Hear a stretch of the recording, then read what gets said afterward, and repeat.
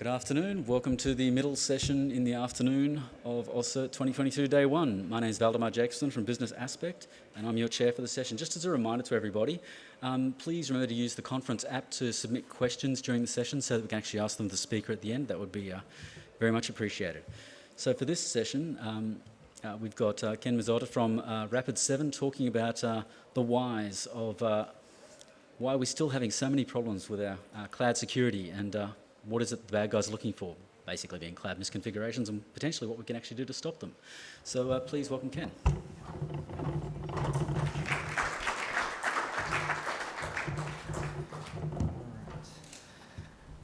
Thank you very much for having me here today. My name is Ken Mizota, and I work at Rapid7. Here's my slides right here. Just a little bit of background about me. I am a regional CTO, a field CTO at Rapid7, which is a relatively new role, but basically what it means is that I get to be able to come out and talk to our customers, talk to our partners, talk to anybody that is willing to listen to us about how our technology actually helps our customers achieve outcomes. Not just what types of technology we have, but how it actually is applied to move your security program forward. And so what we're going to talk about today, as Vladimir mentioned, was the state of cloud security. You're not going to hear about any zero-day vulnerabilities or anything like that. We're going to be talking about what is it that attackers are after, and what is it that you can do to raise the state of your cloud security or your security program overall. So it's really my privilege here today to talk to you about some original research that is created by Rapid7. Rapid7 is a cloud security vendor that provides a variety of solutions. Today we're going to be talking about just the aspects of it that relate to cloud misconfigurations. So we're going to go ahead and jump right in. Just to be clear to everybody here, this is a fairly data-centric presentation. So you're going to see a lot of eye candy on the slides today. So if you do have any questions or if you have any clarifications, please put it into the app, and there'll be plenty of time at the end of the talk if there's any questions for the room. So, why are we actually here today? And there's really 2 points here. There's actually a lot of text on these slides here. There's 2 points. One is that the growth of cloud adoption is clear. Gartner has pointed out that in 2021, cloud infrastructure actually surpassed $400 billion in spend, which is about 17% of overall IT budgets in corporations. Now, they actually project that to grow to 45% of IT budgets by 2025. And so just keep that in your mind for a second. Regardless of whether you agree with the number 400 billion or not, they're saying it's going to grow from 17 to 45% in the next few years. It's not even that far away. The second thing that I want you to take away from this slide is that the World Economic Forum, who are hosts of the Davos conference, where the Davos band hangs out, the world leaders and leaders of multinational corporations go hang out, and they did a survey. And an interesting thing came out of that survey. It's their first cybersecurity report coming out of the World Economic Forum. And they basically found that business executives and technology leadership within those same companies actually agree on one of the biggest threats. And that's an interesting thing to hear, that business leadership and technology leadership agree that digital transformation is one of the biggest things on their mind. It's one of the biggest risks that they have to keep an eye on. So why is that important? Really because digital transformation runs through the cloud. The cloud is part of that conversation. And as part of our research at Rapid7, this is actually from a report we published last year called Trust in the Cloud. We actually surveyed our customers and said, well, how relevant is this to you? How relevant is the cloud to you? And as you can see here, 13% of the respondents, this is over a few hundred respondents that we polled, 13% had actually said they had a cloud breach that they were affected by. So we know it's not a theoretical challenge. This is not something that's out in the future. This is actually happening now. And when we talk about the threats, what are these things that are happening? We actually, this is from the same report, what are the things that actually matter or that they're actually attackers are having success with. And what you see here is a stacked ranking of the types of threats that are affecting cloud security infrastructure or cloud infrastructure, and it's really not even close. I put that little emphasis here because it's really not even close. That misconfiguration of cloud infrastructure is hands down the top cause, the top contributor to threats in the cloud. So with that preamble, myself being from Rapid7 and talking about the research that we're doing today, what I'm going to frame up is how we know what we know. We're going to talk about the research itself. We're going to show you how we back that data up, or how we back those opinions up with actual data that we've collected from the internet and from our working with our customers in partnership as well. And then we're going to end with some very basic advice. Probably so basic that everybody here already understands it or is doing it, but it's worth underlining, not because I'm talking about it, but because the data is telling us that these things still are out there. These things still matter in the world and the internet at large. So the first thing we're going to walk through is our research on publicly disclosed breaches. And these are breaches in cloud-based infrastructure. So 68. 68 is the number that of actual incidents that were publicly disclosed that we analyzed in our research. This is in the latest cloud misconfigurations report that Rapid7 published earlier this year. 68 is the number. Now, it's the reason why there's a big fat asterisk on there is because there's a certain type of bias in these reports, or sorry, in these incidents. Does anybody have a guess for what that bias might be?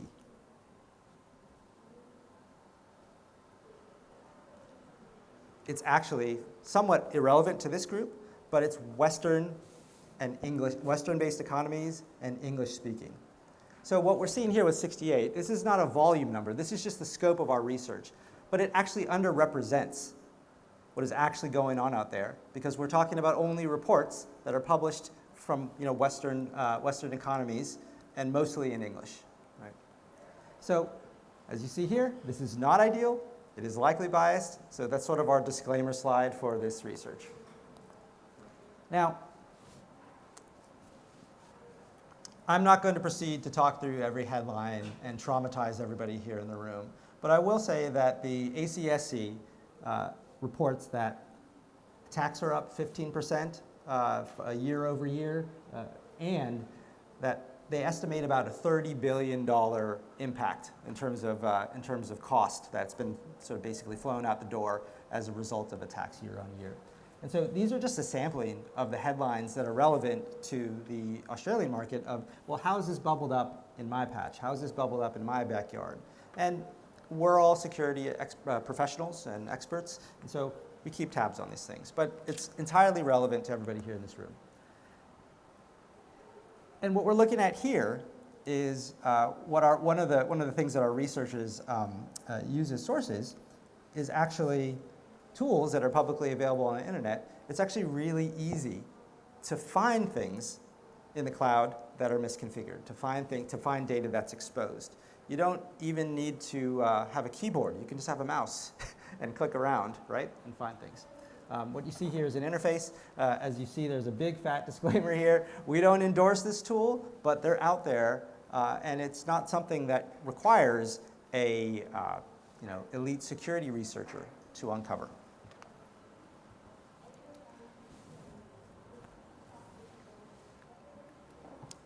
And all of these incidents that occur, the vast majority of them show us that it's actually not a difficult thing for attackers. It's not a difficult hoop for the attackers to jump through. Most of these things are unintended configuration. Most of these incidents and investigations are unintended configuration issues. And you can see here a screenshot from an AWS console that shows you, well, here's all the different buckets that I have, and here's the ones that are set to public, and they actually tell you which are the ones that are made accessible. So why is it that we're here talking about this today if this is a solved problem, right? Because it's not. What that means when you think about the MITRE attack framework, when you look at the attacker, how they have to get into your environment all the way through how they get the data out, is that the misconfigurations just help them jump all the way across the attack chain.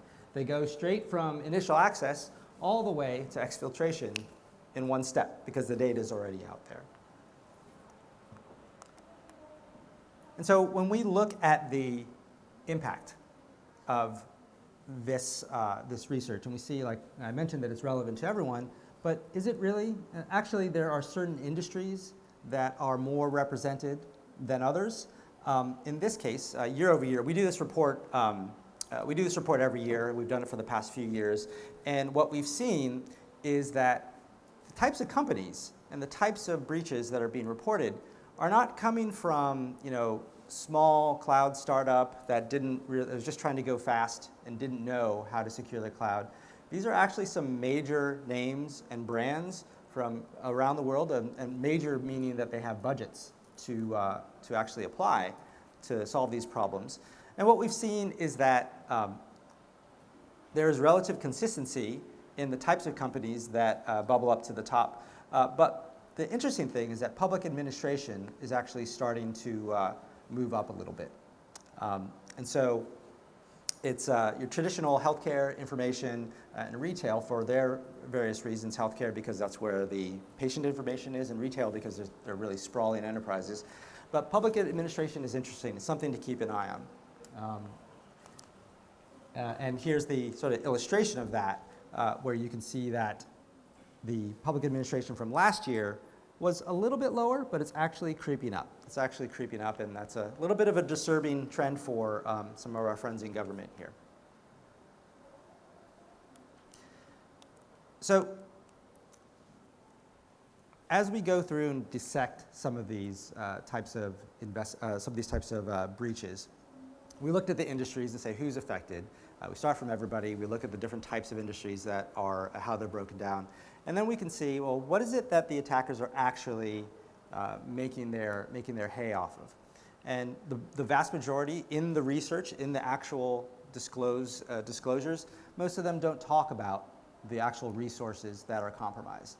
But for the ones that do, it primarily centers around AWS resources because it's the dominant infrastructure as a service provider, but then also Elasticsearch as well, Elasticsearch databases that are up there publicly accessible. And again, going from last year to this year, that's actually pretty consistent.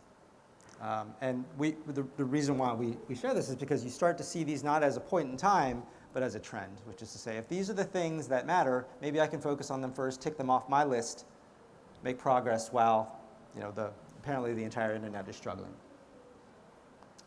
And just like the previous slide where I said it's not even close for misconfigurations, it's really not even close beyond AWS and Elasticsearch. You've got less than 5% of the breaches that are related to Azure or anything else at this point. That doesn't mean you're safe. That just means that there's a much bigger surface area that attackers are able to exploit. So why do we think this is? This is a really interesting question from a research perspective, because when you actually look at pretty much all the major infrastructure providers today, AWS, Google Cloud, Azure, all of them actually have pretty reasonable default settings. So what does that say about what's happening with this data that we're seeing? What does that say about the configurations? Is that they're actually intentional. Not intentional in that somebody wanted it to be that way and they wanted to be insecure, but intentional in that somebody actually had to go out of their way to do it. Whether that was making a manual change or maybe it was lifting and shifting a policy and applying it. The research, the disclosures actually don't tell us that. But what we know is that as the industry has grown, and this issue has been around for quite some time, since AWS really started to gain popularity a decade ago, what we know is that there's still some hygiene issues at play here that need to be addressed. And that's kind of what some of the things we're talking about today. So I mentioned there's like a bunch of eye charts here, and we're just getting started, so bear with me, please. What are we looking at here? Along the left, you have the industries that we were talking about, and across the top, we have the type of information, the type of records that are actually at risk. And this is a broad swath. Again, remember, this is the publicly disclosed breaches that we're talking about here. And the interesting thing here, and if you see those orange dots at the top, which represent the sort of the top types of data that show up in the vast majority of these breaches, it's location information, like where the information is from, the name of an individual, and an email. And that's pretty basic tenets of PII. And once again, that kind of has maintained, that's been steady over the past couple of years, and even before that. And you wonder why that is as well. And you say, well, yeah, I guess there's just a lot of PII out there. But the reality is that that is true, but that information is still valuable. It may not be the crown jewels, but it's still useful for all different sorts of ways for, on the previous slide, if you actually see this is great for social engineering. It's an access point to get you to the next, to get an attacker to the next step. And so they continue to be looted. And the majority of these attacks, the majority of these, it's not that these are, as I mentioned, the most important things, but they also tend to be fairly publicly impactful when you're exposing people's information about personal details. So across the entire sort of corpus of data, what we've seen is fairly consistent again, that the industry as a whole is getting better at detecting and addressing and disclosing these breaches. As you can see here, most of these breaches you see on this timeline, these are mapped out from disclosure to remediation. Most of them are resolved within a month. And that's great, and that's a testament to the flexibility and access that the cloud provides. But what's been consistent year over year is that there are some that always, a handful, that always linger for years. And as we heard this morning in the Okta session, the Okta keynote, there was, 25 minutes or something like that? See what happens across that, times a couple years, and a lot of bad things can happen. So, kudos to the companies for disclosing that, but what else is out there, and who really wants to be on this list with the long tail? So that's the summary of the research, and that's kind of intended to just, as I mentioned, talk about the relevance, talk about what is happening, not just in Australia or in an industry, but really in the world, so that, to help you guys explain, like, here's why we need to do these things. Here's the impetus. Now, the thing we're going to talk about next is, well, okay, that's great. You guys read a bunch of reports, and you analyzed them, and you broke them down. That's the 68 disclosures that we talked about. How do we know what we know about this data, other than just what we read? Well, we're going to talk about what we refer to as systematic data. And we say systematic in that this is data that is derived from technical systems that we maintain or have access to that give us this information and help us put some texture and context around the research. So the first that we're going to talk about is a publicly, it's freely available. It's an open source project called Project Sonar that Rapid7 supports. We actually worked on it in partnership with the University of Michigan in North America. It's been around for, I don't know, it must be 7 or 8 years now, if not more than that. But Project Sonar is essentially a internet-wide IPv4 space discovery and scanning system. We have partnerships with cloud providers and infrastructure providers around the world to allow us to scan their exterior surface. If you guys are familiar with Shodan, that type of thing, this is our edition of it. And what it allows us to see is all of the sort of surface network visibility that is on the internet. And we're going to talk a little bit more about why that gives us some context for the data that we're talking about.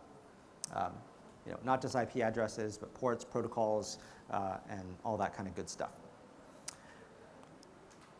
Now, this is one of my favorite slides because it's literally here because it's here to show the scope. This is actually what the internet looks like. This is what the internet looks like when you take all of the Project Sonar data and you try to jam it into what's called a Hilbert plot. Our data scientists love to put these slides together. And in very scientific terms, we say lighter colors, more stuff. Right? So think of this as like a satellite map of Australia, and there's things like that. Except these are like your cloud providers that you're looking at, right? That's the sort of lit up spaces. And unsurprisingly, AWS has a huge majority. It's over half of the address space that we're talking about. When we're talking about cloud providers, we're not talking about the sort of on-premise infrastructure providers that some of you may maintain. We're talking about just the cloud providers, and we're able to filter that out from the entire IPv4 space. We're able to focus just in on the cloud providers. And so we did that for this particular analysis. Now, that's Project Sonar. And that's something that is publicly accessible. It's open source. We actually share the data openly through a project that called Open Data at Rapid7. Researchers can use it. Any of you here in the room can have access to it. You can play with that entire data set and make your own charts if you want. But the next thing that I'll talk about, which gives us some systematic data, is Project Heisenberg. Now, Project Heisenberg is another project that Rapid7 sponsors, which is our globally distributed network of honeypots. So a honeypot is a system that is deployed intentionally to basically listen for, capture any sort of behavior that is out of the ordinary and pretend to be something that it's not, pretend to be an asset. So we have a network of these devices, of these assets, sprinkled across the internet, again, working in partnership with cloud providers and infrastructure providers. And essentially what allows us to see is not scanning the internet, but actually seeing what the internet is looking for. Seeing, if you can think of like the quiescent state of noise in the internet, these are assets that nobody should be looking for. Nobody should be, in their right mind, should be looking for a honeypot. And so that means that the type of information that we're able to get from Heisenberg, our honeypot network, tends to be either security researchers, a lot of the time, people that are trying to find things for good purposes, but also it can tell us about, well, what are the things that are communicating with our honeypots out there? Maybe they're malicious, or maybe they're just misconfigured. So those are the systems. Those are the systems that we work with on a daily basis, that our research teams work with on a daily basis. They're the systems and the data that we incorporate into our portfolio, into our offerings as well. But what they tell us, and I know I've kind of buried the lead a little bit with the topic of this talk is what the bad guys are looking for. This is kind of a nice view. You'll see all these graphs here. It's pretty. The volume on them indicates how many attacks, how many times we've seen activity on these ports in these protocols across our honeypot network, right?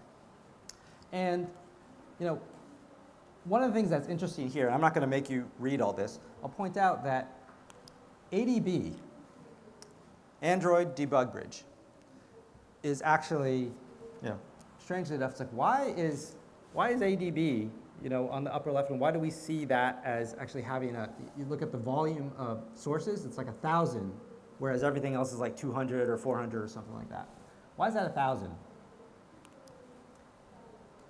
Well, ADB turns out or Android debug bridge, and the Android operating system just tends to be ubiquitous. And crypto miners have been exploiting ADB for years, and they continue to do so. And it's not necessarily in infrastructure that we're talking about. We're talking about televisions and smart devices and things like that. So that's a very common thing that we see. So we understand that, we filter that out. We also know, as you all know, that as Eternal Blue happened years ago, it's still out there. And when I talk about the sort of quiescent state of the internet, as attackers find things that they have success with, to be honest, it just goes into their kit, and it just stays there, and it actually never goes away. And we don't expect Eternal Blue to ever go away. We see spikes come and go, but it's actually always there. It's been growing just because I think the attackers have been becoming more sophisticated. So that's a big portion of what we see, the SMB type attacks that are associated with Eternal Blue, ADB, SMB. And this one is sort of one of the interesting findings, because while there is a lot of SSH, I don't know if you picked up on the graph earlier, there's a lot of SSH that's targeted out there in the world, but Telnet. Now,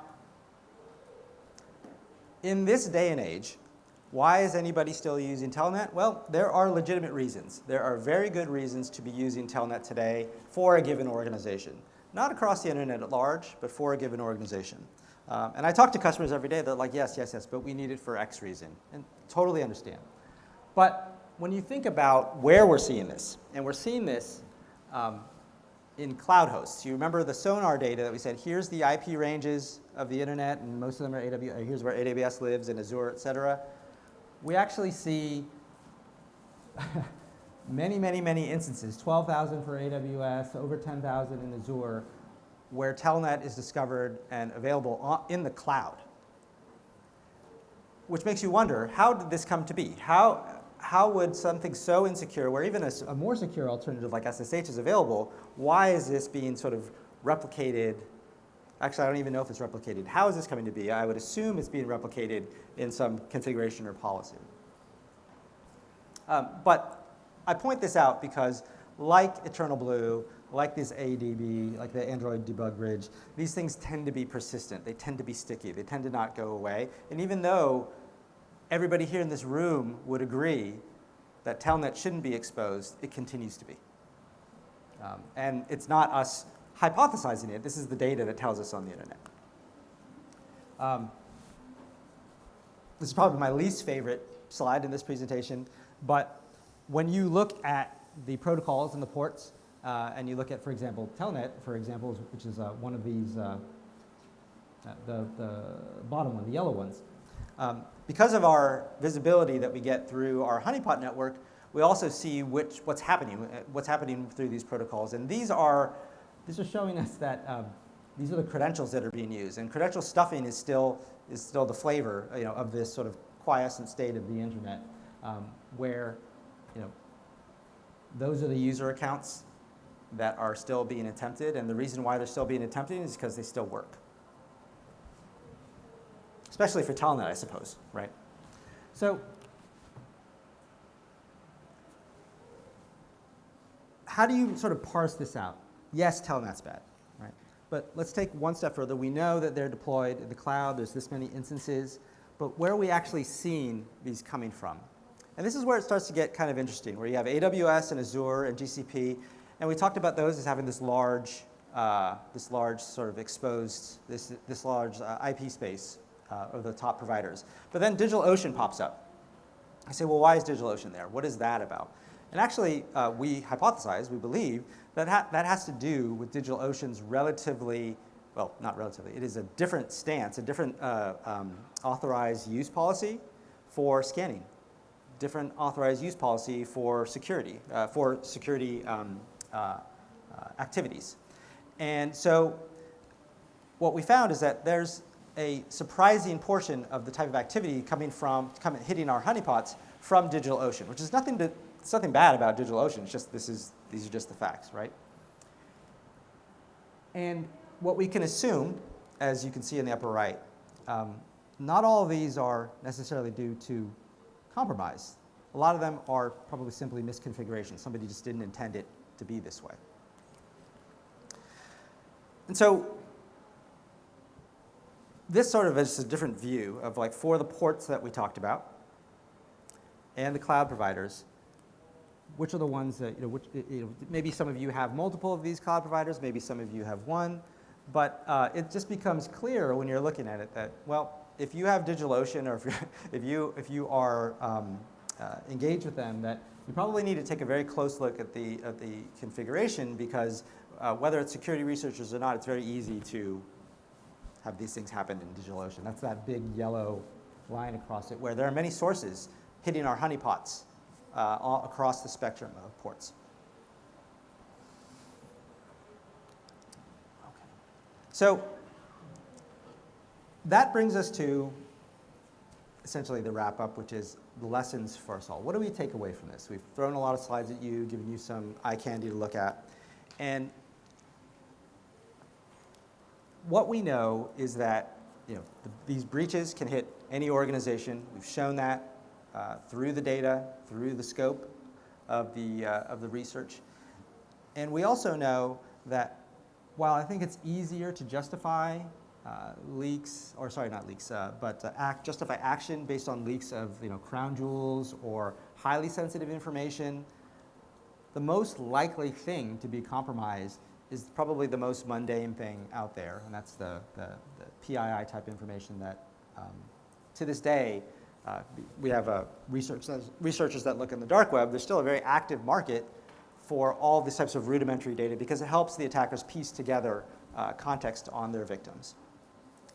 And of course, part of the reason for all of the state of the internet is that there is still a non-trivial, a measurable portion of the world that is actually intentionally, willfully misconfiguring their infrastructure. That's not to say it's malicious. That's just to say somebody's going out of their way and maybe doesn't have the right controls in place to validate that this infrastructure is configured in an appropriate way that, say, I don't know, doesn't expose Telnet to the internet. We didn't touch on this point, but our researchers always like to point out to me, please make sure everybody knows that they need to encrypt their instances in the cloud by default as well. Because you'd also be surprised how many instances they find are not are out in the clear. So, as I mentioned, the advice is simple. The problems actually tend to be fairly simple in this realm. There's a lot of tools that are available from the cloud providers. If you have multiple cloud providers, you'll find that there are varying states of of development of their security visibility. And so that'll help you understand what your inventory is. A lot of people that I speak with say, we're pretty good about the infrastructure that we know, but that cloud team, we still haven't started working with them yet. We don't know yet. Getting an inventory is really huge. Understanding what configurations are actually out there in your cloud environment is huge as well, because it's very dynamic and teams are spinning up and spinning down infrastructure, building new apps all the time. And so understanding what is the approach that your organization, across all the different people that are working in the cloud, what is their approach to managing configurations? Making sure they have a view of the credentials, because in the cloud, a lot of the access is controlled by identity versus firewalls and things like that. And so having a view of your credentials, who's out, what the identities are, and what they're using is important. And then, of course, kind of going into a more traditional approach, which is make sure you have visibility through the logs and make sure that that flows into your response plan, which, of course, we're all practicing. So there are many tools, as I mentioned, out in the industry that can help you with this. I'm hoping that just through this little view of the, and these are all actually available. All of the data, the depth of the research that we're talking about, all of this information is available public on our website. You can download the reports. It's nice and glossy. You can share it with others on your team. But it's really here to help you to, one, understand, two, justify the action that you need to take, or three, if you are already going about this, then be confident in showing how you progressed versus the internet, right? Versus just saying, hey, we're doing this for no good reasons. Actually, we're much better than the state of the world. So with that, I'm going to close my prepared remarks. I really appreciate everybody listening. And if there are any questions, I'd be happy to take them. So there's actually a couple of questions. The first one's quite an interesting one. You mentioned AWS representing the majority of the cloud provider surface. Do you have any idea of the size of the cloud proxy market? For example, Cloudflare, Akamai, providers like that? I do not. That is not Rapid7's expertise, and I personally, I do. Sorry, personally, I do not. Sorry.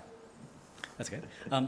And another question is there any indication within any of the data what is production and what might just be test? No. So there isn't an indication of that because, which is actually a really pernicious problem, because we can only see, what is connecting to us through the honeypot network, what's on the internet, or what is exposed through our sonar scanners, and then also what is disclosed, right? And that type of designation, from a technical perspective, is usually a tag, or a label, or even an account. And we just don't have visibility to that unless it is disclosed in the research. And from an attacker's perspective, I could say it doesn't matter, but actually it does, because development environments can be cordoned off and can be controlled in a different way. But we've also seen where we have some customers that, through policy, allow private access from private AWS accounts to their corporate instances, and so through that, there's the lines can be very blurry, and so dev and prod, no, not visible. But so the next most interesting question here is, do you have any specific idea of the particular tool chains being used? Are there common sets of attack tool sets that you're seeing and can identify, or is most of that relatively opaque information? Well, for the types of things that we're talking about here, as I mentioned, Eternal Blue, ADB, and just Telnet or exposed S3 buckets, there isn't really a tool chain. These are very, or maybe your tool chain for Telnet is Metasploit or Cobalt, things that are very well known. Because these are, the reason why we bring this to your attention is not because it's new and hot and novel, but that it's still out there. And so the types of attacks you're going to see are probably going to be the ones that have been around for quite some time. I guess potentially the only way you're going to be able to tell that is potentially correlating different detections against similar hosts or the same host, depending on whether you're seeing particular payloads or whether you're just seeing something that looks like normal use of the actual protocol. Right. And so I guess that would probably warrant a deeper discussion on a particular surface, right, where we're talking about Telnet or SMB or something like that. For SMB, obviously Eternal Blue, but for Telnet, there's a wide variety of ways to get at that. So I don't have a specific response for that. And just my own benefit, you were talking about the different scanning policies of the different cloud vendors. The acceptable use, Was that being indicative of people are more likely to target one vendor because the risk of blowback from that vendor or risk of, return, compromise? You're talking about the difference in where we see the... Where you're actually seeing the scans and the volume of scans. Yeah, so, my personal opinion on that dynamic is that, and we point this out in our research, is that the acceptable use policies are markedly different.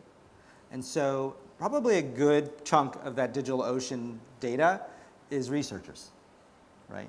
Because you're not allowed to do that in AWS. You're not allowed to do that in Azure. And I didn't mention this, I probably should have, but Oracle Cloud and others have even more restrictive policies, and you see even less of it. And that's why I think it's probably it's at the end, because it's not particularly the most biting news, but it's something to be aware of. When you see DigitalOcean pumping up, it's not all bad, but it's just something to be aware of, that's a marked difference. Sorry, I don't know if I answered your question. I think you did. Okay, thank you. Well, on behalf of the conference, thank you very much. It was quite an insightful presentation. Okay, thank you, everyone. I appreciate it. Thank you very much. So there's only 4 minutes left to get to the next session, which in here will be Loki's Guide to Rethinking Security and Chasing His Tail.